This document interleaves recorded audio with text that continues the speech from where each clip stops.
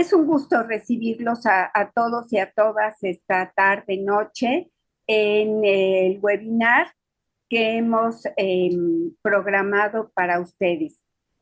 Ustedes saben que, y quienes no lo sepan, les platico que AVER, que significa autosuficiencia visual, estimulación y rehabilitación, somos una asociación civil sin fines de lucro mexicana que nos tenemos por objetivo la atención de la persona con discapacidad visual, básicamente, y nuestro gran objetivo es las personas con visión baja. Acuérdense que actualmente ya no se utiliza para nada, es obsoleto el término de visión subnormal o aquel de, por supuesto, ni cieguito, ni cosas así horrorosas, sino la terminología adecuada es una persona con discapacidad visual, una persona con visión baja, una persona con ceguera, porque anteponemos la palabra persona, porque de esa manera estamos recordándonos que nuestro objetivo del trabajo es un ser humano completo, integral. No es un globito ocular que anda flotando por ahí, ni mucho menos una córnea o una retina. Estamos atendiendo a una persona y nuestro objetivo final va a ser en las personas con visión baja el que utilicen la visión que conservan con propósitos funcionales y en todos aquellos con discapacidad visual es que puedan lograr un grado óptimo de autosuficiencia para que sean útiles a sí mismos y a la sociedad y de esta manera se puedan integrar a la misma. Y es gran parte de la obligación en esta integración a los que estamos del otro lado, el que abramos desde las entendederas, que es lo primero que tenemos que abrir, y el corazón, para abrir las oportunidades para estas personas que tienen una condición de salud diferente, simplemente. Y una parte muy fuerte del trabajo de AVER es la educación, la enseñanza, la capacitación de los profesionales que nos preocupa este tipo de personas.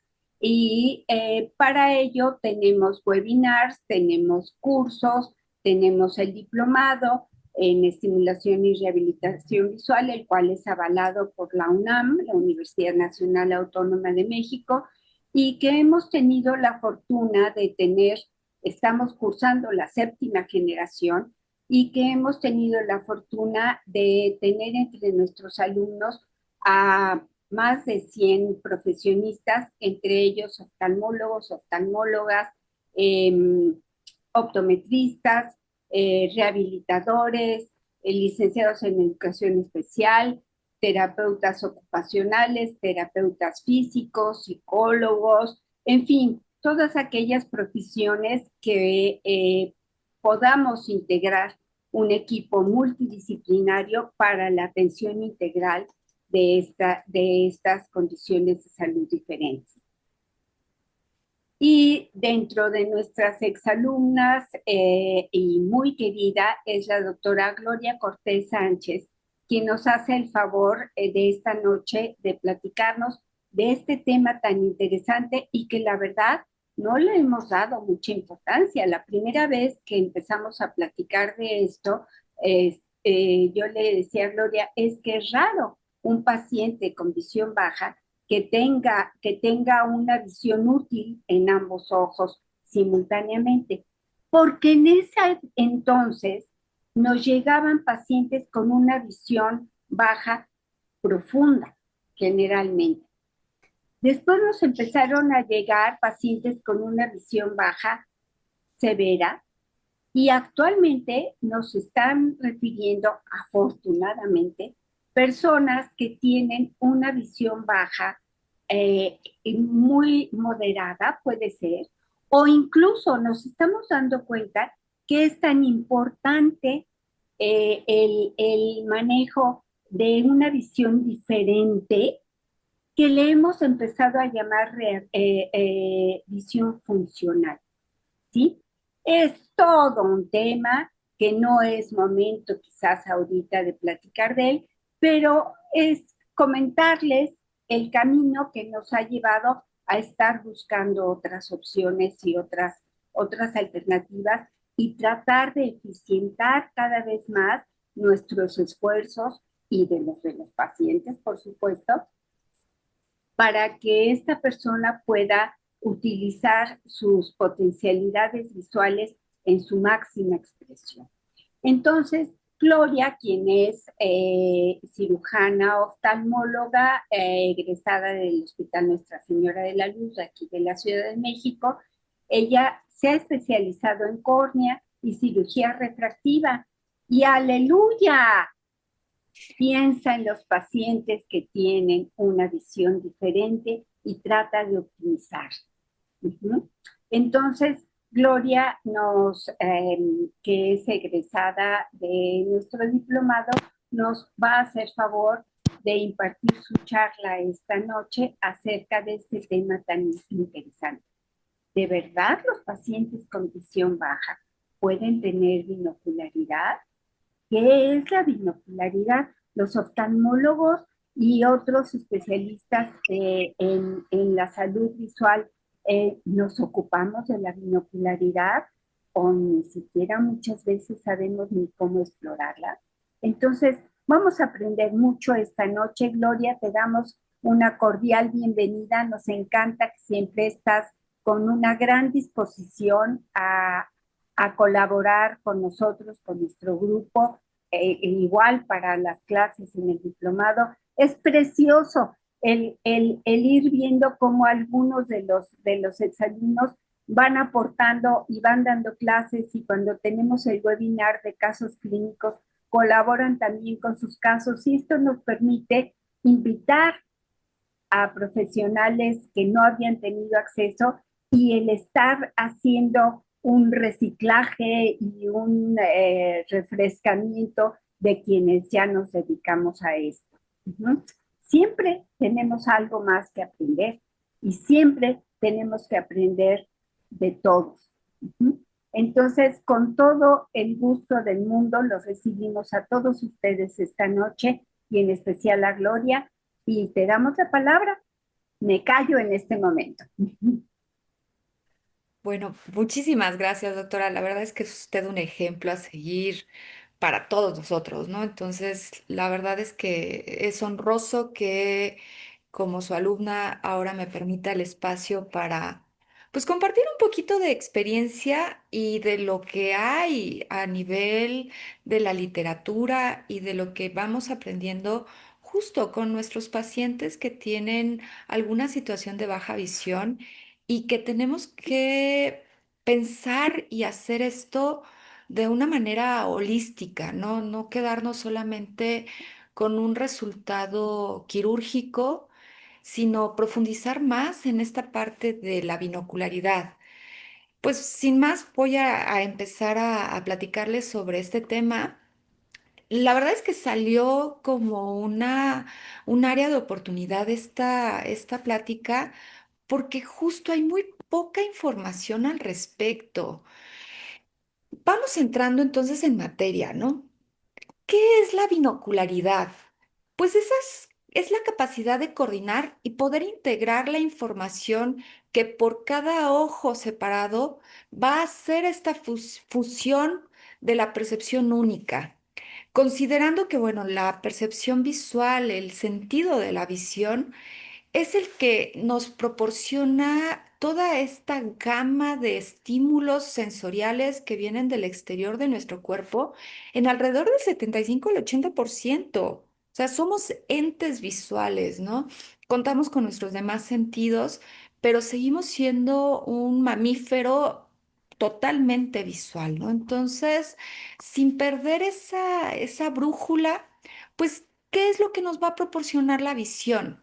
Pues que podamos nosotros ver estos objetos para darles una forma, darles un color, un tamaño y también una posición espacial. A través de eso vamos a lograr que recabemos la información para nuestra propia seguridad y podernos desenvolver en este mundo en el que estamos. Para que esto se pueda dar, necesitamos estos tres pilares. La parte sensorial del sistema visual, obviamente la parte óptica de este sistema y el sistema motor. Entonces, hay que recordar que no vemos con los ojos, o sea, vemos con el cerebro.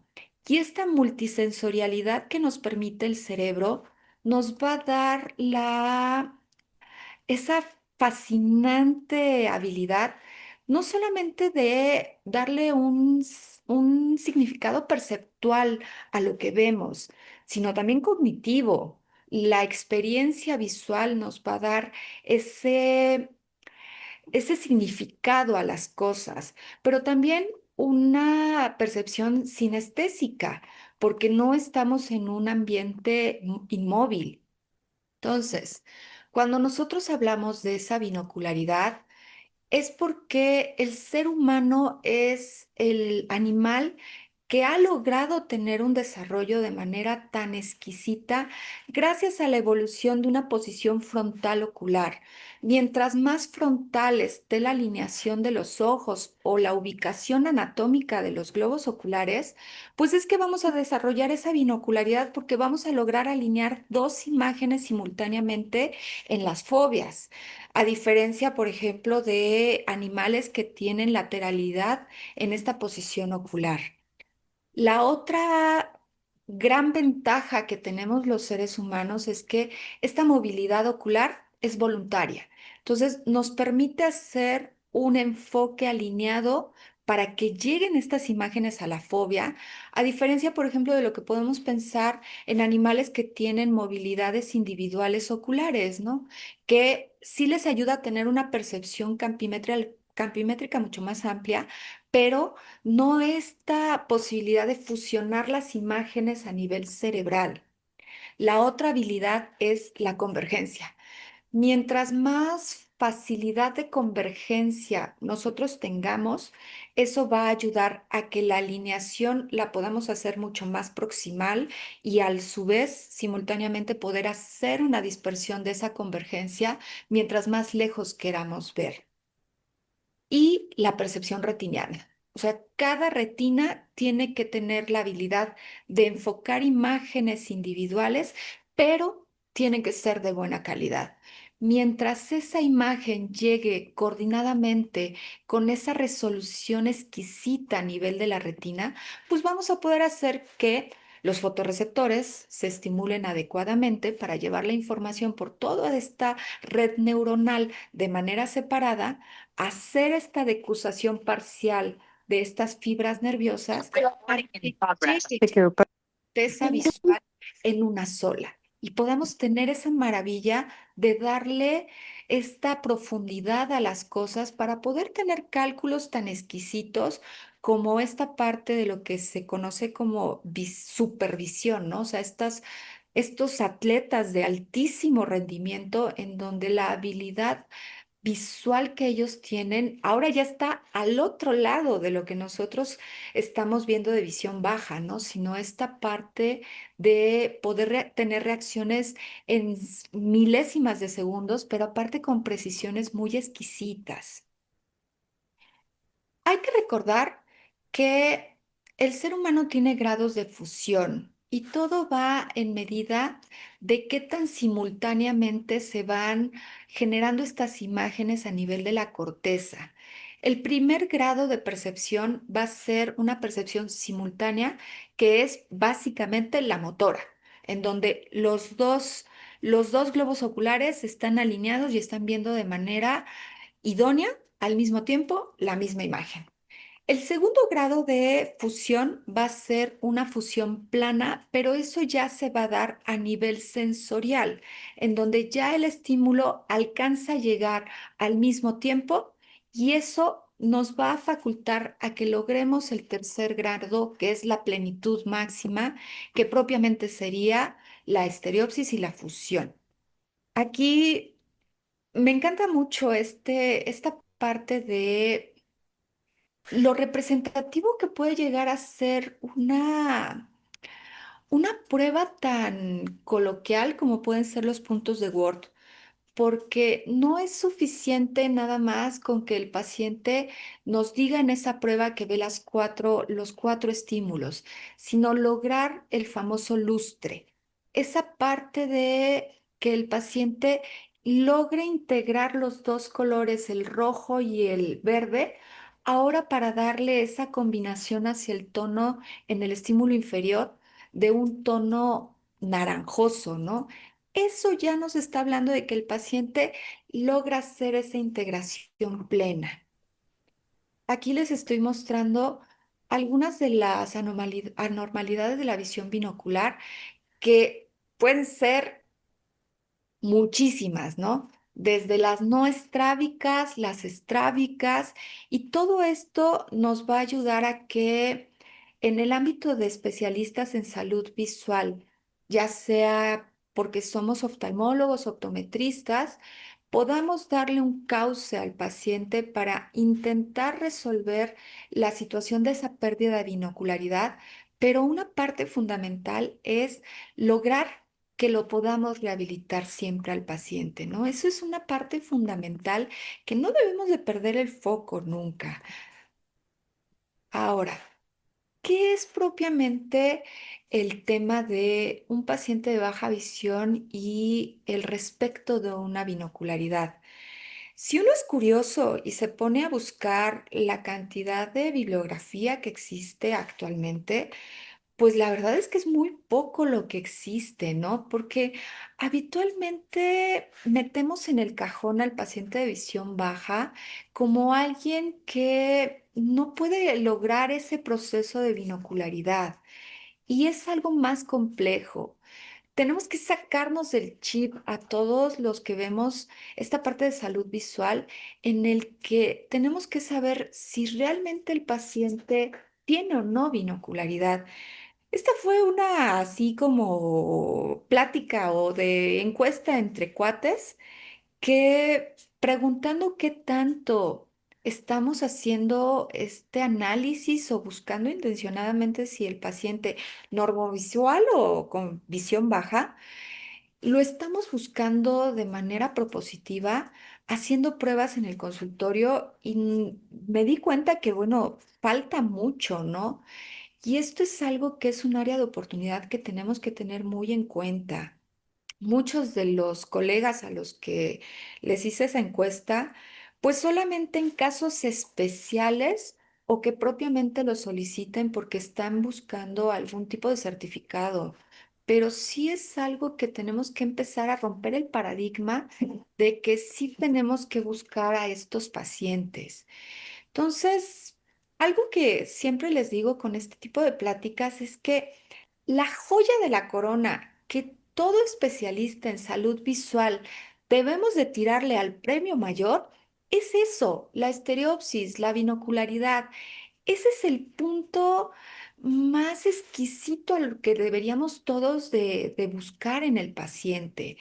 Porque obviamente eso es lo que nos habla de que el sistema visual está armoniosamente funcionando y el resultado de lo que se le haya propuesto al paciente está teniendo el resultado, ¿no? Entonces, hay que entender que si un paciente está suprimiendo imágenes, pues es porque hay la preferencia de un ojo por alguna de esas imágenes. Si ya logramos el siguiente nivel, es porque estamos haciendo una visión simultánea, porque esas dos imágenes de repente entran en función de estar generándose esta paridad de imágenes, pero no las está logrando todavía fusionar. Cuando ya logramos una fusión plana, la fusión de las imágenes ahí está, pero todavía nos falta darle ese volumen, esa profundidad, esa estereopsis. Y eso es a lo que debemos de tirarle, ¿no? O sea, el máximo nivel de fusión, donde las imágenes monoculares sean similares y se puedan integrar a nivel cerebral para que se pueda dar esa percepción tridimensional. Entonces, como les decía, estos tres sistemas tienen que estar funcionando de manera correcta. Tanto la corteza visual, la fusión monocular para que se logre la binocularidad, que el sistema motor tenga una buena alineación de estos ejes para que cada objeto quede mantenido y fijado correctamente en las fobias, donde los sistemas de emergencia y acomodación estén funcionando adecuadamente y obviamente el sistema óptico anatómico, donde todas las estructuras oculares estén enfocadas. Entonces, sí es algo que insisto mucho en la parte de los clínicos y de los quirúrgicos, ¿no? No nada más es lograr la ortoposición o lograr la colocación del lente intraocular más perfecto, el premium, o la retina ya está ¿Sabe usted aplicada, qué? o la Que le córnea llegue. esté transparente, ¿no? Sino que esa información llegue al cerebro y la logre integrar de manera correcta para que efectivamente logremos esa joya de la corona a la que todos deberíamos de tirarle, ¿no? Por eso es que el sistema visual debería de ser perfecto, ¿no?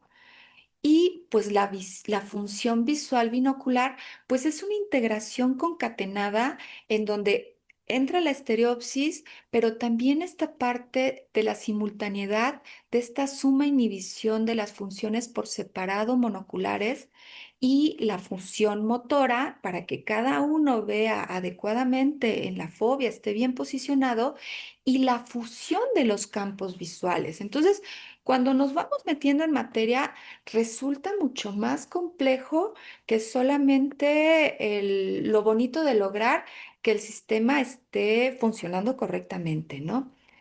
Si nos vamos a la parte de la fusión motora, les decía, tenemos que pensar en el sistema de emergencias, el sistema motor, la alineación de los ejes. Cada ojo tiene que tener enfocada la imagen y esa imagen tiene que llegar a una correspondencia retiniana única para que la percepción visual obviamente se pueda generar. Entonces, por eso tenemos estos dos tipos de fusiones, la sensorial y la motora, y van junto con pegado. Aquí es algo que tenemos que tener muy conscientes de que si la fusión motora no hay una buena alineación de las fobias, tenemos chance de que se logre también una fusión periférica gracias a la correspondencia retiniana. Entonces ahí es donde se genera justo esa fusión sensorial. De no lograrse esta alineación, las imágenes van a ser diferentes. Entonces, ¿qué es el primer elemento de defensa que va a entrar en juego en el cerebro? La supresión, para evitar una diplopia. Pero también esta parte de fluctuaciones visuales, viendo borroso, la astenopia, este cansancio visual. Cuando hablamos de el campo visual periférico es la información que nos está dando el entorno, el posicionamiento de las cosas. Entonces, si la alteración allí se encuentra en el campo periférico, obviamente va a haber un mayor riesgo de desviaciones sensoriales porque no están alineados estos ejes, no hay como esta correspondencia retiniana. Entonces, se ha visto que hay un aumento del desde el 4% hasta el 30% de estrabismos constantes y alternantes cuando hay un defecto periférico en el campo de visión. Entonces, esto es muy frecuente, por ejemplo, en los pacientes con retinosis pigmentaria, donde la exodesviación va a estar más presente, más allá que las endodesviaciones, ¿no? Entonces, por eso es que no solamente hay que quedarnos de que el sistema motor tiene que estar funcionando, sino que eso nos va a ayudar a que las imágenes se puedan integrar en un campo de manera correcta.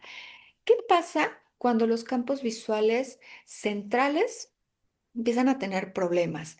Acuérdense que a nivel central, pues está el detalle fino, está la mácula, están ahí los fotorreceptores de los conos, donde vamos a tener el detalle fino de los colores, las formas, y cuando hay una desviación, por muy pequeña que sea a veces, y no hay un locus retiniano preferente que corresponda, entonces el sistema oculomotor en automático va a empezar a hacer su recalibración en automático para intentar hacer que los campos visuales sean lo más parecidos posibles y las imágenes se puedan fusionar de la manera más armoniosa posible y que al cerebro no le esté generando ruido visual.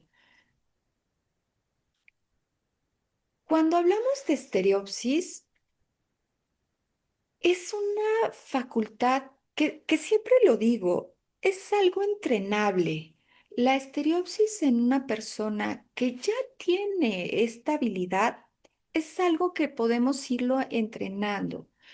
Acuérdense que, bueno, la estereopsis es la forma en la que nosotros vamos a estar ubicando los objetos en relación a mi propia ubicación, ¿no? Hay gente que tiene mayor desarrollada esta habilidad, pues porque al final habla de que esta tridimensionalidad de yo en el espacio me tiene que ayudar a que pueda tener esta percepción visoespacial y habla perfectamente de una función visual intacta y simétrica.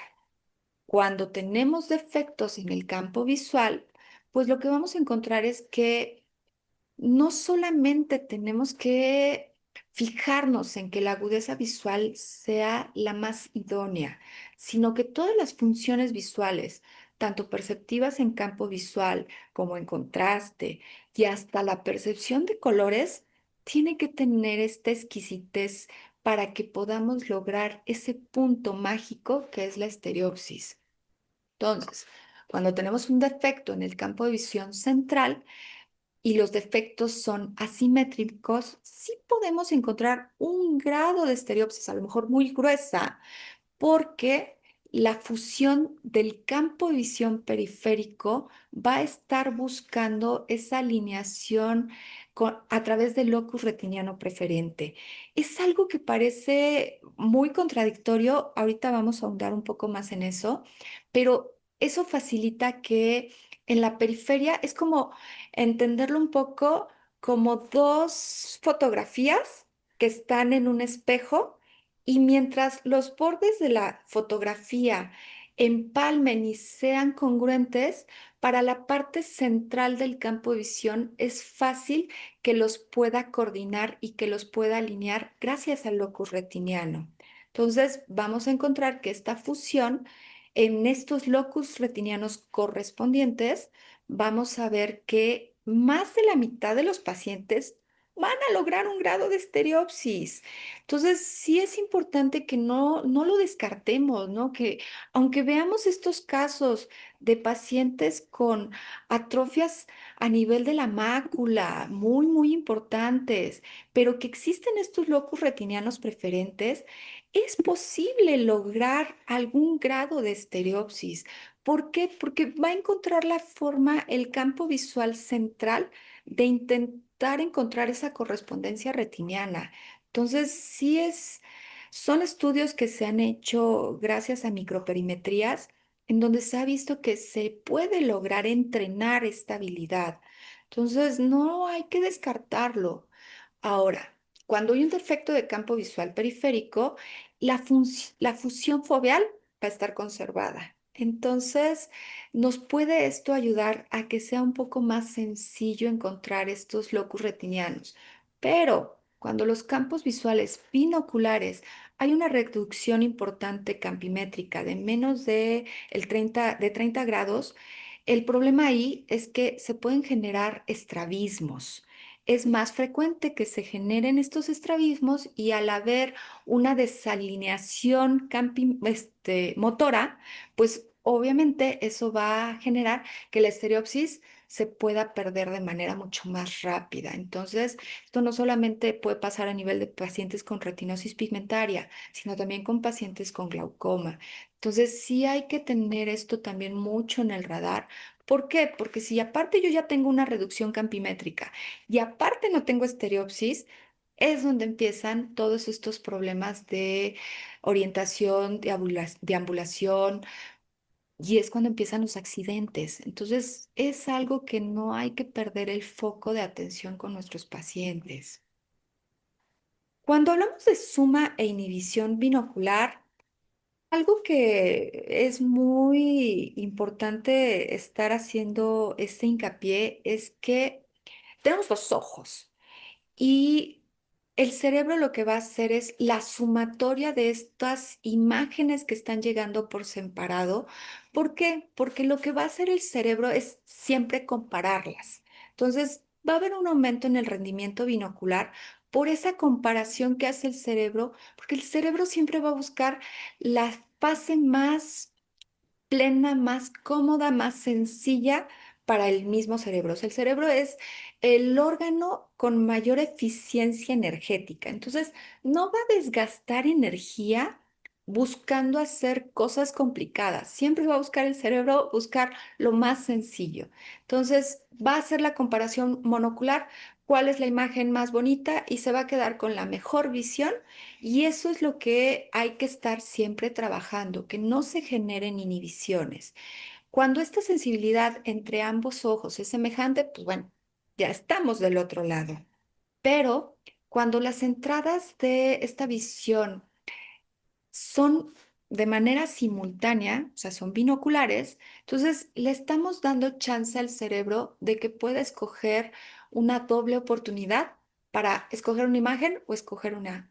Pero eso es porque hay entradas simultáneas. Entonces, lo que va a hacer el cerebro, las va a sumar y va a integrarlas. Pero cuando tenemos un paciente con baja visión, el déficit entre ambos ojos con imágenes diferentes, el cerebro va a buscar con cuál se quiere quedar. Entonces va a hacer en automático una inhibición perceptual y no va a ser esta sumatoria. A esto se le conoce como una paradoja de Fleckner, donde el peor rendimiento de la visión monocular puede generar un mejor rendimiento monocular. ¿Y eso en qué puede representarnos a nosotros en un tema de rehabilitación para un paciente con visión baja? A lo mejor ayudas ópticas monoculares. Y eso nos abre otra línea de oportunidad en la rehabilitación de estos pacientes. Ahora, el locus retiniano periférico, preferente, perdón, tiene mucha relevancia porque la fobia a la mácula tiene esa habilidad de ir escogiendo cuáles son las imágenes más congruentes y eso va haciendo la alineación motora. Entonces, la suma de la visión binocular va a ir mejorando principalmente para un paciente para su rendimiento de lectura simultáneamente con los dos ojos de manera binocular.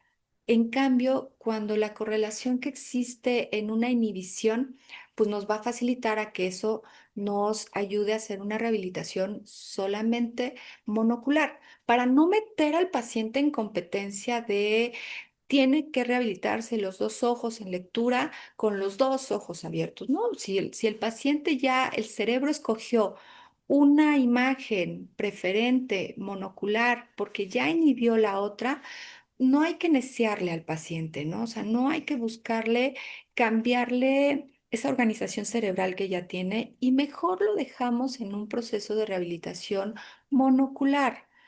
Ahora, aquí les quería enseñar este estudio. Es muy curioso cómo pensaríamos que el rendimiento en la velocidad de lectura pudiera ser mucho más alta en binocularidad, pero si el paciente ya seleccionó el cerebro, el ojo de mejor capacidad visual pueden ser muy semejantes. Entonces, pues mejor ahí en un proceso de rehabilitación nos vamos con esta tendencia de rehabilitarlo monocularmente para la lectura, ¿no? Entonces, bueno, acá les platico ahora de la fusión de campos. Hay que recordar la vida, el universo, Dios, quien ustedes quieran, nos mandó con dos ojos. Y eso es porque los campos visuales son campos binoculares, porque se hace una superposición de estas imágenes campimétricas que deben de coincidir simultáneamente entre ambos ojos. Entonces, a una mayor amplitud de campo, pues la integración periférica de esos bordes del recuadro van a ser mucho más eficientes. Entonces, cuando los campos visuales se hacen de manera conjunta, lo que vamos a estar viendo es que se fusiona estos campos por separado, pero en la práctica somos entes binoculares y eso no hay que dejarlo de lado. En un paciente normovisual vamos a tener pues solamente una imagen, pero en un paciente con baja visión las imágenes pueden ser separadas y pueden ser muy diferentes entre uno y otro. Y eso no es fácil que el cerebro los pueda integrar. Entonces, gracias a esta soma binocular, esta sumatoria de esta parte sensorial, es que se puede hacer esa integración, ¿no? Entonces aquí les estoy pasando pues lo que es la realidad de lo que vivimos todos, ¿no? Vivimos en campos visuales binoculares. Nos enseñan en oftalmo a estudiar a los pacientes campimétricamente por separado, pero los campos visuales monoculares no van a tener una predictibilidad real para ver el impacto que tiene el deterioro de la función visual en un paciente que vive cotidianamente en un mundo, pues, con dos ojos funcionando. El detalle es que cuando nosotros queremos estudiar al paciente con un campo visual binocular, por ejemplo, un Sterman, las limitaciones que vamos a tener es que no me va a dar un manejo de manera eficiente, ni tampoco un diagnóstico, ni tampoco un pronóstico. Entonces, tenemos que pensar en esta posibilidad de, para un fin de rehabilitación, no descartar la posibilidad de hacer estos campos visuales binoculares, porque sí nos pueden ayudar en un proceso de rehabilitación, hacerlo de manera mucho más real a las condiciones del paciente. Entonces, no va a ser el estudio que me va a decir el pronóstico de deterioro del paciente, pero sí me puede ayudar a poder eficientar estas estrategias de rehabilitación. Si se fijan, estoy poniendo casi hasta el final propiamente la agudeza visual, porque aunque nuestras definiciones de agudeza visual van muy de la mano con la agudeza visual, no es el principal factor de binocularidad. Y esto, la última vez que estábamos platicando con la doctora Lourdes de la binocularidad de la agudeza visual, me abrieron la cosquillita de meterme más en ese ámbito. Y hay que tener en cuenta que nuestro concepto de visión baja es muy tajante. Nos dice que el mejor ojo corregido, la agudeza visual, va a estar fluctuando dependiendo de qué definición queramos, si la de la OMS o la de la Panamericana. Va a ser entre 20/40 o 20/60 en el ojo de mejor corrección hasta la percepción de luz, ¿no? Entonces tenemos una gama enorme de pacientes que están en este rango o un deterioro en el campo visual, igual dependiendo de la definición que ustedes quieran, de 20 grados o de 10 grados o menos, ¿no? Y como bien dice siempre la doctora Lourdes y todos los que la conocemos, nos hemos casado con ese diagnóstico o con esa definición, ¿no? Siempre con una visión con propósitos funcionales. Y el objetivo fundamental de esta estrategia de planeación en una rehabilitación de un paciente con visión baja es mejorar sus funciones visuales, tomando en cuenta, por ejemplo, aquí en México, que estamos hablando que alrededor del 44% de los pacientes van a tener algún grado de discapacidad visual. Entonces, es un universo enorme de pacientes que necesitan un proceso de rehabilitación, ¿no? Entonces, cuando hablamos de justo este meollo del asunto, ¿no? La binocularidad y la agudeza visual, no es algo directamente relacionado, directamente proporcional, ¿no? La agudeza visual no es algo que depende totalmente para que el paciente tenga binocularidad. Ya lo hemos ahorita comentado, es que el sistema de alineación ocular esté correcto, que haya una correspondencia retiniana y la integridad de las vías, pero no tanto de la agudeza visual. Pero si existe un nivel mínimo de agudeza visual en el que el ojo más débil, aquí no es el ojo de mejor corrección, sino el ojo más con más deterioro visual, debe de mantenerla funcionalmente hablando, ¿no?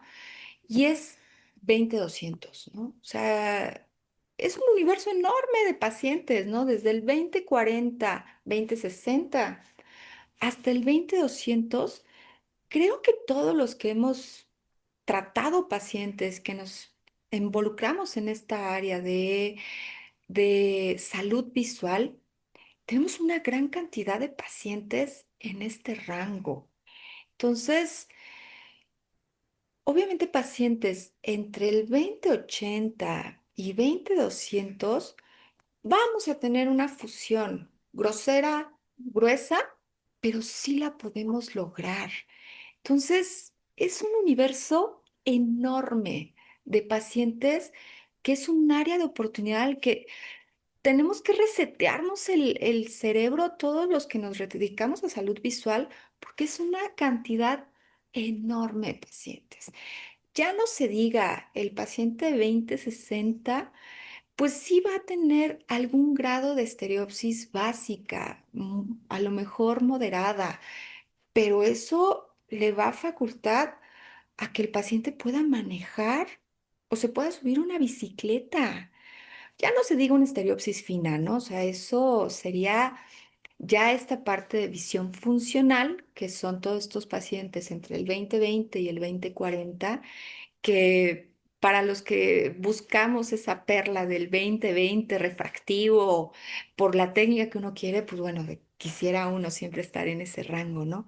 Pero siempre están esos pacientitos de, ay, pues sí veo bien, doctora, pero pues como que no me convence esta visión, ¿no? Y son esos pacientes de visión funcional que a veces son los que más nos pegan en el ego, ¿no? En el ego refractivo, ¿no?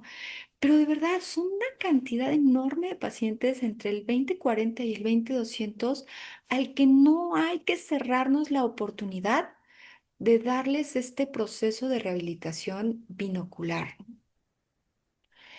La realidad ya práctica, ya clínica, pues lo podemos hacer la evaluación de manera muy sencilla con elementos que tenemos a la mano o que podemos disponer de manera muy accesible, ¿no? O sea, si a veces uno gasta en cosas altamente sofisticadas, de verdad, o sea, tener una pantalla de optotipos con puntos de Word, una lámpara o un programa digital en alguna de estas pantallas de optotipos, con unos puntos de Word, podemos hacer de verdad un screening muy objetivo de cómo se encuentra esa fusión en los pacientes. Entonces, pues esto nos permite con unos puntos de Word, pues hacer una percepción simultánea o si el paciente está en supresión. No es algo que tenga que ir de la mano con un umbral firme o con una agudeza visual muy, muy textual, ¿no? Sí hay que validar antes de hacer una prueba de Word la agudeza visual, pero pues algo así de sencillo con tus filtros rojo, verde, de verdad podemos hacer una apertura o un inicio de diagnóstico muy eficiente. Ya no se diga, pues un Bagolini, o sea, en las cajas de pruebas vienen los accesorios de Bagolini y con eso podemos tener una forma muy eficiente de evaluar una correspondencia retiniana. Y si esto se logra, pues bueno, sí va a lograrse algún grado de fusión, porque pues mientras mayor facilidad de correspondencia tenga el paciente, pues obviamente la sensibilidad de la fusión va a ser una fusión mucho más fina. Aquí el detalle importante es que una prueba de Bagolini sí tiene que tener una agudeza visual lo suficientemente eficiente para que pueda ver las líneas, las marcas del lente, el paciente, ¿no? Porque si no es algo que no nos va a dar fácilmente esa correspondencia retiniana. Ya no se diga, ¿no? La prueba de la mosca o de los de contornos, ¿no? Que pueden ser como este tipo, ¿no? Que nos pueden ayudar a que tengamos pruebas de estereopsis o la prueba de la mosca. Y pues ya me está dando una estereopsis mucho más cercana que la agudeza visual no tan bien corregida, pues no me va a dar tan buenos bordes, tan buenos contornos y que podemos tener no tan buenos resultados si la agudeza visual no es tan buena. Pero ya me está dando una estereopsis fiable en pacientes entre un rango entre el 20/40 y 20/60, ¿no? Ya la prueba más idónea, pues bueno, sería un random, ¿no? Que pues ya me va a dar propiamente estereopsis, ¿no? Porque no hay pistas monoculares en este tipo de pruebas, ¿no? Ya son para pacientes que necesitamos tener más fina la estereopsis o percepciones más eficientes, pero pues con una prueba de random tenemos agudeza, tenemos estereopsis desde unos 500 segundos de arco, 400 segundos de arco, o sea, una estereopsis gruesa, pero la suficiente para que un paciente pueda caminar, pueda subir escalones sin tener problemas. Ya pruebas instrumentadas a través de aparatos mucho más sofisticados de laboratorios, los que se hacen ya a nivel de estudios clínicos estandarizados, pues bueno, ¿qué más uno quisiera tenerlas, ¿no? Sería como la parte del premio mayor. Pero con pruebas así en el consultorio, podemos ayudar mucho a un paciente a rehabilitarlo. Entonces, no lo echen a saco roto. Dentro de las conclusiones, mm, algo que sí es notorio en los que nos dedicamos a esta área es que los modelos de rehabilitación no le están poniendo tanta atención, ¿no? Y al potencial que tiene la binocularidad para mejorar la calidad de vida del paciente. Y es donde tenemos que poner la atención en que una estereopsis gruesa, una binocularidad en grado 2, a lo mejor en un grado 3, le puede cambiar mucho al paciente, ¿no? El sistema de emergencias motoras tiene que ser algo que sí o sí quien ve a un paciente con visión baja lo tenemos que documentar. Porque pues obviamente si hay una desviación ocular en un paciente con baja visión, pues va a haber una limitación clínica importante en un proceso de rehabilitación. Entonces hay que tener una mayor relación de estas desviaciones contra la deficiencia visual. Entonces siempre hay que valorar de rutina en un paciente con baja visión los movimientos oculares, ¿no? Porque eso nos va a ayudar a saber si al paciente le vamos a adaptar ayudas ópticas monoculares o binoculares. No hay que dejarlo de hacer, ¿no? O sea, sí es algo que hay que hacerlo cotidianamente con todos nuestros pacientes, ¿no? La estereopsis, pues sí es indispensable evaluarla, ¿no? O sea, porque es parte de la función visual y ver de esa función visual residual cuánta estereopsis tiene el paciente para saber si le pongo alguna ayuda óptica binocular o no. Pero también en pacientes que van a un proceso de cirugías refractivas, porque la adaptabilidad de todos esto, de este paciente con el resultado visual más eficiente, mucho va a depender de esa neuroadaptación, decían mis maestros, ¿no? De la neuroresignación que luego los pacientes tienen, ¿no? Ese paciente que no se siente cómodo porque sí veo el 20/25, veo el 20/20, pero no me siento cómodo, ¿no?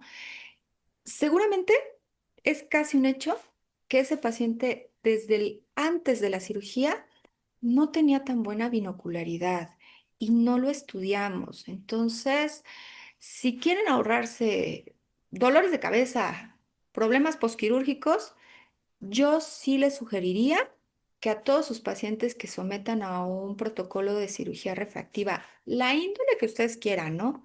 Ya sea láser excimer, facorrefractiva, la que ustedes quieran, háganle prueba de estereopsis y vean si el paciente no trae ahí un problema de binocularidad. Y créanme, se van a evitar el problema de que el paciente no se siente tan feliz con el resultado óptico. Obviamente, en un paciente con baja visión, pues al mejorar esta estereopsis, pues las actividades de visión cercana y lejana van a mejorar sustancialmente, ¿no? La coordinación ojo-mano, ¿no? El paciente no va a estar derramando cosas, va a poder agarrar de manera más fina una taza, servirse agua. Y eso hay que estandarizarnos, hay que empezar a ser un poco más, pues sí, más estandarizados, hacer test de calidad de vida en los pacientes con baja visión para ver si mi resultado con una medición cuantitativa sí está teniendo resultado, porque a veces no somos tan meticulosos en evaluar esa calidad de vida del paciente. A veces solamente es algo más sensitivo, cualitativo, pero ya existen test de calidad de vida, que es otro tema bien complejo, pero deberíamos de empezar a estandarizar a los pacientes para ir haciendo mediciones secuenciales en su proceso de rehabilitación para ver el resultado, ¿no? Y obviamente, pues al mejorarle la estereopsis a un paciente, al mejorarle la binocularidad a un paciente, la tasa de accidentes va a reducirse significativamente, ¿no? O sea, si ya es un paciente que tiene una dificultad visual, propiamente una discapacidad, y le vamos sumando discapacidades auditivas, motoras, económicas, psicológicas, pues, se va haciendo un tema de una bola de nieve de una discapacidad multisensorial en el paciente o multifísica, ¿no? Entonces sí hay que allanarles el El tema de camino. sacar la doctrina, Sí. frente a Romper el paradigma de que hagamos pruebas a nuestros pacientes de manera recurrente, de manera más habitual y no nada más a ciertos pacientes escogidos, ¿no? O sea, sí empezarlo a meter más en nuestras prácticas cotidianas, ¿no? Lo que decíamos, esta suma inhibición a nivel cerebral, ¿no? O sea, al hacer una suma de esta eficiencia visual, pues va a haber un mejor procesamiento de las fobias para llegar a esa binocularidad, para facilitar a que los tiempos de fijación sean más cortos. Por ejemplo, la lectura, ¿no? Ver que eficientemente los locus retinianos correspondan y pues no nada más quedarnos con estos estudios maculares, a lo mejor y acercarnos a estas herramientas como puede ser la microperimetría para determinar qué tanto están ahí eficientándose estos locus retinianos preferentes. Y en el proceso de una rehabilitación nos va a ayudar a seleccionar la mejor ayuda óptica para nuestros pacientes, porque obviamente si hay un proceso de inhibición binocular, pues las ayudas monoculares van a ser lo que va a eficientar al paciente, no necear, lo que les decía en un momento, no necear en que a fuerzas el paciente tiene que usar estas ayudas binoculares si ya escogió el cerebro hacer una inhibición y solamente estar usando monocularmente, ¿no? Entonces hay que ir con lo que el paciente necesita y no lo que nosotros creamos que va a necesitar. La parte de la fusión de campos, es importante entender que la visión resultante pues nos va a ayudar a estas actividades de la vida cotidiana, ¿no? La lectura, el poder abotonarse, reconocer objetos, la movilidad, el desplazamiento, la reducción de accidentes. No sacar del radar el campo visual externo en binocular, porque sí nos puede ayudar mucho a saber cómo es la calidad de vida del paciente antes de condicionar a un paciente. Usted ya no maneje, ¿no? Ya no puede usted subirse a un carro, ¿no? ¿Y cómo está su campo visual binocular? Entonces, antes de ser tajantes y limitar al paciente, a lo mejor tener esta opción tanto por fines legales como también por fines empáticos hacia el paciente, qué tanto puede hacer funciones como puede ser el automóvil, ¿no?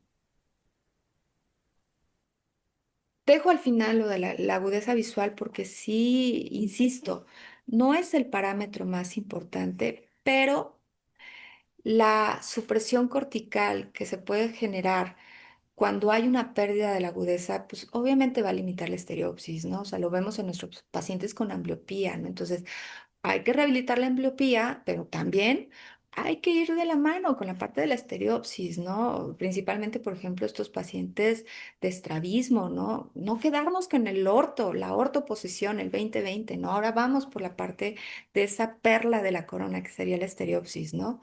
Y pues lo vemos con los pacientes. En cuanto recuperan agudeza visual, después del tratamiento médico, quirúrgico, óptico, en automático, la estereopsis mejora, ¿no? Entonces, lo que dice la doctora Lourdes siempre, ¿no? La mejor terapia, unos felices lentes, ¿no? O sea, es la primera línea de trabajo que siempre que tenemos que hacer con cualquiera de nuestros pacientes, y eso puede mejorar en todas las funciones visuales del paciente. Y pues las herramientas que podemos llegar a darles a los pacientes monoculares, ¿no? Como son todas estas pistas monoculares, percepciones de profundidad, ¿no? Que son todas estas claves pictóricas para enseñarle otra vez al cerebro, darle pistas de reconocimiento de profundidad, la experiencia que ya tiene el paciente para darle un contexto de profundidad, aunque solamente tenga percepción monocular, ¿no? O sea, que tan lejos, chico, grande, cerca, lejos, se pueden percibir las cosas que pues, los pintores renacentistas lo hacían de una manera espectacular, ¿no? Entonces están esta parte de las claves pictóricas y las claves no pictóricas, ¿no? La acomodación, hacer esta rehabilitación de acomodación, convergencia, profundidad, movimientos de paralaje, para ayudarle al paciente a generar una confianza en su movilidad y evitar lo principal, accidentes, ¿no? Y mi reflexión final siempre es que tenemos que cambiar el paradigma de la enseñanza de la oftalmología. Insisto mucho en la parte de la oftalmología de hacerlo en un enfoque binocular, no enseñar oftalmología por ojos separados o enseñar partes separadas, sino verlo holísticamente, todo concatenado, ¿no? Hacer más pruebas y estudios de la función binocular, sí o sí, desde el paciente con normovisión, como el paciente con baja visión, ¿no? O sea, no sacar del radar a los pacientes, porque, pues obviamente sí, el paciente con una situación de baja visión va a tener una reducción en la binocularidad, pero no es algo que inmediatamente se vaya a perder. Y mientras más rápido podamos encontrar a estos pacientes y los ayudemos en su proceso de rehabilitación, su calidad de vida va a mejorar significativamente, ¿no? La función binocular debe ser parte integral de todo proceso de rehabilitación visual en el paciente con estas características de baja visión. Y la pregunta relevante, ¿no? ¿Y todos los normovisuales tienen binocularidad? No lo descarten. O sea, de verdad, estudien más a profundidad todos sus pacientes y se van a dar un chorro de sorpresas y un área de oportunidad importante para rehabilitar a los pacientes, ¿no? O sea, se van a dar cuenta de que muchos pacientes 20/20 y no tienen estereopsis, ¿no? Y son esos pacientes que ¿entiendes por qué en momentos de hora pico no calculó la distancia y se fue a embarrar con el carro de adelante? No se pudo meter en un espacio entre coches. No es fácil que se suba a una bicicleta, que la eficiencia en deportes no sea tan buena. Pues a lo mejor es un paciente que no tiene binocularidad y es un área de oportunidad importante para rehabilitarlos. Y pues bueno, lo que siempre hay que recordar, ¿no? O sea, el trabajo en equipo es lo que es el secreto que hace que la gente común consiga resultados poco comunes, ¿no? Entonces, hay que darle vuelta al engranaje, cambiar un poco a veces nuestro propio paradigma y buscar estas áreas de oportunidad, ¿no? Y pues toda la bibliografía, ahora sí fue un chorro de información. Sé que todavía falta mucho. La verdad es que esto es una embarradita y es un pedacito, ¿no? Porque ya hablar de un proceso de rehabilitación de binocularidad es algo bien complejo y es donde tenemos que hacer mancuernas multidisciplinarias con muchos otros especialistas, con optometristas, con rehabilitadores visuales, con pedagogos. O sea, es un área multidisciplinaria. Entonces, no es algo que solamente una sola persona pueda hacer, ¿no? Porque es algo muy complejo, desde diseñar el proceso, llevarlo a cabo, diseñarlo y estar haciendo mediciones cuantitativas a lo largo del mismo, ¿no? Pero es algo que se puede lograr y de verdad te llevas unas sorpresas exquisitas cuando te das cuenta que vas encontrando resultados en los pacientes. Entonces, pues no sé si tengan alguna duda. ¿Alguna pregunta?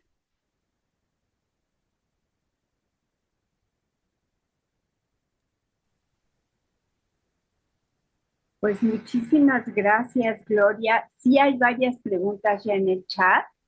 Yo creo que nos surgen muchas porque realmente es un tema que es raramente abordado, que creo que nos da opciones de campos de investigación muy importantes y que tendríamos que aplicarnos y hacia allá. Chicas y chicos que están cursando el diplomado, aquí tienen muchos temas para sacarle jugo para presentar sus vecinas. Hay algunas preguntas en el chat. Si quieres, empezamos con ellas. Ujú. Ok. Déjame. Un paciente de 20 años de Gabriela Ah, Martínez. tú ya lo tienes. Ok. Sí. Un paciente de 20 años con lente intraocular de ambos ojos. Puede usar un progresivo si ojo izquierdo tiene estrabismo y ambliopía profunda. Aquí el detalle es ver si logramos que haya alineación, porque si hay un estrabismo, acuérdense que el corredor del lente progresivo sí o sí dependemos de centros ópticos. Entonces, si el paciente tiene un estrabismo porque tiene una ambliopía profunda de ese ojo, yo creo que ahí la parte fundamental es intentar rehabilitar lo mejor posible la ambliopía para lograr la mejor alineación posible, ya sea con un prisma, ya sea quirúrgico o ya sea con un proceso de rehabilitación física ocular.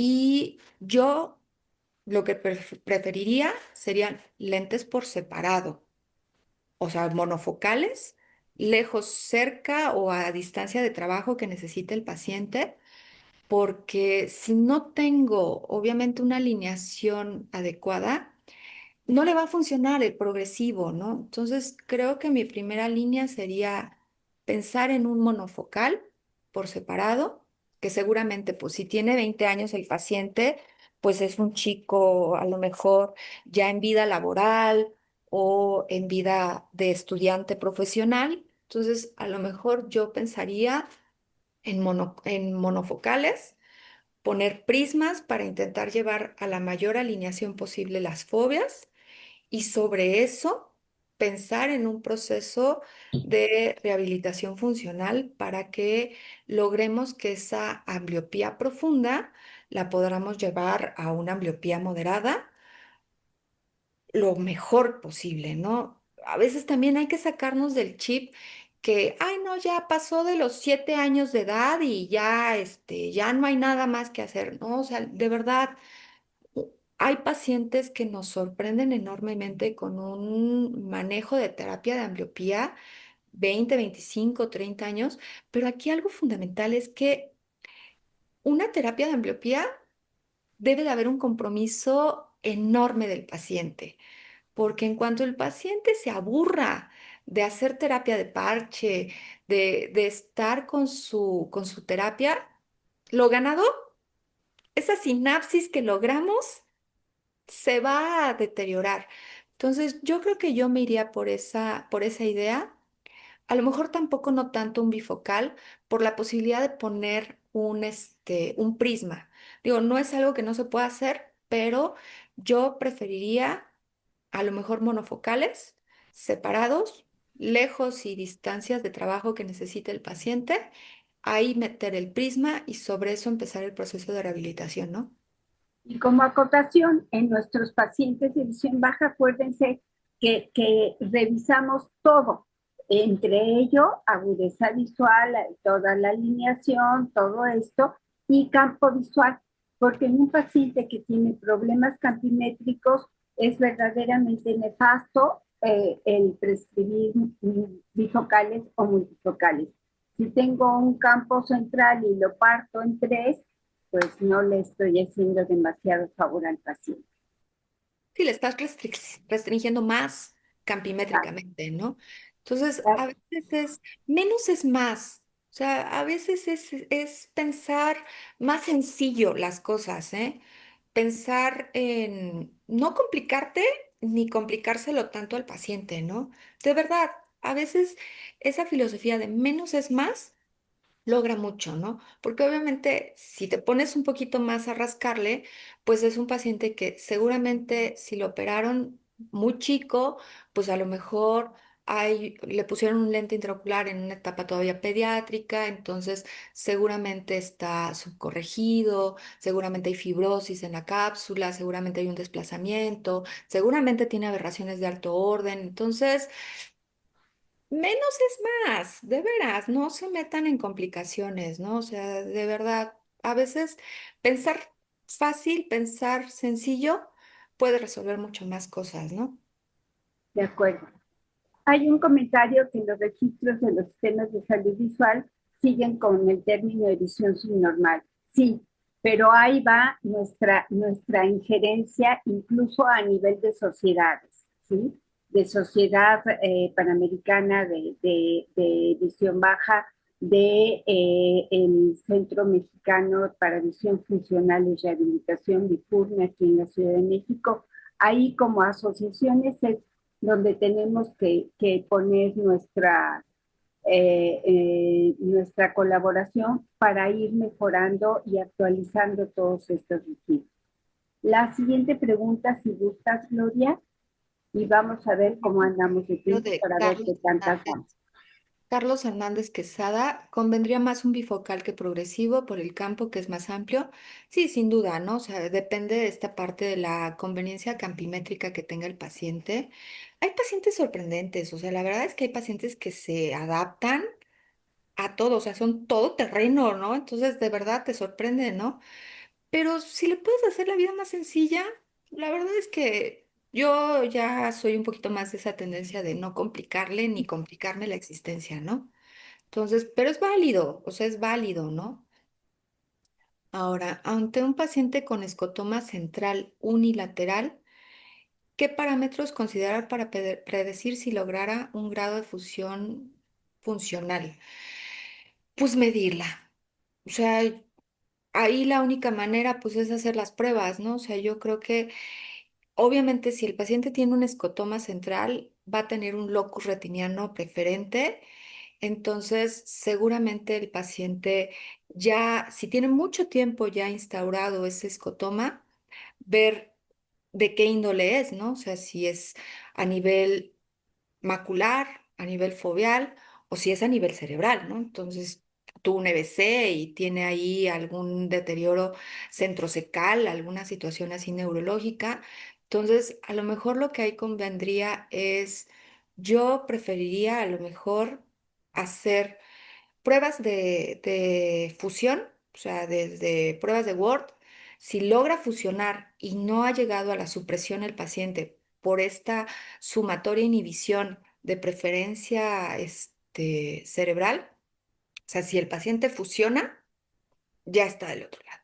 Si el paciente ya está suprimiendo, pues a lo mejor valdría la pena una microperimetría, ¿no? Pues si es a nivel el escotoma macular, pues para ver a qué nivel, ¿no? Si es algo cerebral, pues bueno, hacerle un campo visual, cinético, pues para ver de dónde empezó el problema, ¿no? Y si es algo a nivel central, pues pensar a lo mejor en un proceso de rehabilitación con especialistas, rehabilitadores neurológicos para facilitarle al paciente que logre localizar ese locus rectiniano, sacarle ese escotoma.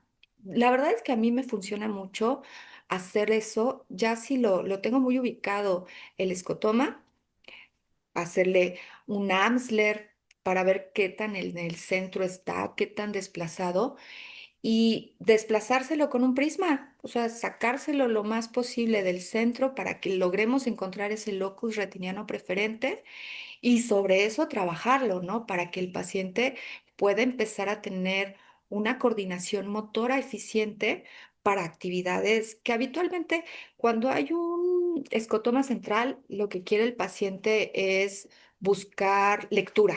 Casi es lo que más prefiere, ¿no? Entonces, yo a lo mejor haría eso, ¿no? O sea, primero distinguir bien qué tipo de escotoma es, en dónde está, si ya vi que es a nivel macular y ya tengo con el Absler muy bien localizado dónde, sacárselo, o sea, desplazárselo lo más posible y sobre eso empezar el proceso de rehabilitación, ¿no? Yo es lo que... A propósito de la prueba de Word, hay por ahí algún comentario que si no se tiene esta prueba, que si se pueden utilizar los filtros a rojo y verde de la caja de pruebas. Sí, las cajas de pruebas, la verdad es que a veces uno nada más se queda con sus lentes de prueba negativos, ¿no? Aparte, los cilindros negativos, tus esferas positivas negativas, y no te metes a jugar con el resto de cositas que traen una caja de pruebas, pero de verdad es la herramienta más útil que todo especialista en salud visual debe de tener. O sea, más allá de una lámpara de hendidura, más de un autorrefractómetro, tiene que tener un retinoscopio, un oftalmoscopio directo, su caja de pruebas. Con eso empieza la magia de la salud visual, ¿no? Y en la caja de pruebas justo viene el filtro rojo-verde, ¿no? Obviamente lo que necesitan tener, porque aquí hay un detalle importante. No cualquier lámpara tiene la facultad de hacer la prueba, ¿no? Porque debe de coincidir el rango del filtro. Acuérdense que los filtros son filtros que hacen que la luz visible se la desplacemos. Entonces, sí me ha pasado que algunas lámparas, el filtro que traen adentro no coincide en la frecuencia de onda que el filtro de los lentes o de los filtros en la caja de pruebas o los que se compran por separado. Entonces, ahí sí, lo que siempre les recomiendo es que háganlo ustedes, o sea, de verdad, prueben los filtros que tengan a la mano y prueba y error, o sea, busquen con cuál. La verdad es que ya casi la mayoría de pantallas con optotipos traen prueba de Word y funcionan bastante bien con los filtros convencionales de la caja de pruebas o de los que se compran en cualquier establecimiento de óptica, ¿no? Entonces, de verdad que sí funcionan. Estos de lámparas, sí hay que nada más tener esa precaución porque a veces no coincide la frecuencia de onda del filtro que trae adentro con el filtro por fuera, pero de los de la caja de pruebas con la de los optotipos de cualquier pantalla, funcionan perfectamente, ¿eh? Perfecto. La siguiente es en niños con CBI, baja visión, alguna estrategia para desarrollar binocularidad. Es todo un tema. Ay, pues Y es que ya depende del por qué, el tipo, el grado, la profundidad. Yo creo que es cada, la casi cada paciente, si hay otras cosas asociadas, en fin, es difícil. Pero algo que es maravilloso con el paciente pediátrico son boligoma. Y la plasticidad cerebral que tienen los niños siempre mejoran algo, siempre. O sea, aun y con que haya un tema de neurosensorialidad, algún tema sobreagregado, de verdad, todos los niños mejoran con las estrategias más sencillas, de verdad, hasta con unos lentes, de verdad, o sea, es una cosa impresionante los pediátricos, ¿no? Por eso me encanta ver pediátricos, porque de verdad parecen de boligoma. Pero sí, obviamente, el hablar de ya un tema de multisensorialidad, sí es algo todavía más complejo, ¿no? En donde hay que hacerse de un equipo multidisciplinario, ¿no? Desde rehabilitadores pediátricos, rehabilitadores sensoriales. Sí es algo mucho más complejo, pero hasta unos felices lentes ayudan significativamente, ¿no? O sea, el paciente hasta con terapia física nada más, que el paciente ya empieza a tener un poco de movilidad de la cabeza, que ya empieza a tener un poco más de tono, en el momento en el que empieza a tener mayor alineación de la cabeza, inmediatamente todo empieza a echarse a andar así, parece como reloj. O sea, son maravillosos porque va una cosa concatenada con la otra, con la otra, con la otra, con la otra, ¿no? Entonces, sí es un tema mucho más complejo, pero de verdad hasta, y ahí es lo que vean en la retinoscopía, ni le duden, mándenselo, ¿no? Y con eso le van a resolver muchos temas al paciente y van a lograr que en su proceso de rehabilitación multisensorial mejoren mucho, ¿no? Entonces, de verdad, lo que vean en la retino, mándenselo sin dudarlo, ¿no?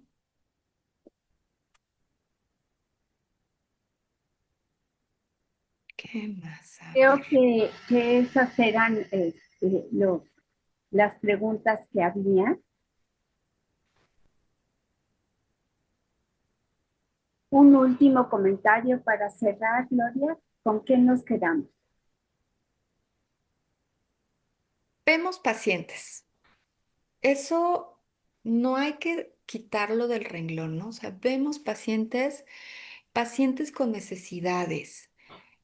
Y yo lo que le digo siempre a todos los residentes que han pasado conmigo es que el paciente te grita lo que necesita, no hay que hacer oídos sordos, ¿no? O sea, a lo mejor a veces uno quiere echarle mucha ciencia al manejo del paciente y el paciente solamente va porque quiere firmar sus cheques.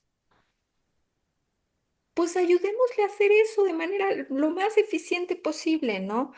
A lo mejor es un paciente que quiere caminar sin tropezarse. Pues entonces salte a caminar del consultorio con él y ve cuál es esa necesidad puntual, ¿no? Y a lo mejor no es una cosa visual, a lo mejor es una cosa motora. Entonces es jugarle un poco a veces a ser más observador al paciente y más escucha del paciente. Él solito te va a pedir sus necesidades, entonces yo creo que no hay que dejar de lado escucharlos y estar muy atento a lo que ellos nos necesitan y nos están pidiendo. De acuerdo. Por supuesto, siempre podemos hacer un poquito más para mejorar la calidad de vida de nuestros pacientes. Totalmente, ¿no? Y el Siempre. trabajo multidisciplinario es muy importante e interdisciplinario. Pues agradecemos muchísimo a todos por su presencia y a Gloria infinitamente por esta magnífica presentación que seguramente te llevó unas buenas horas de trabajo perfectamente ilustrada y aderezada.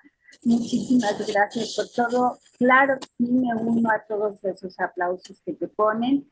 Y esta charla, como está en el chat, estará en YouTube en unos días más y ahí quedará en el canal de ABET, como están todos los webinars que hemos presentado. Ujú. Pues muchas gracias a todos ustedes por estar con nosotros. Gracias por todas las caras nuevas, por las caras conocidas, y cada día podemos ser un poquito mejores médicos y, por supuesto, mejores seres humanos. Muchas gracias a todos. Buenas noches. Hasta Gracias. luego.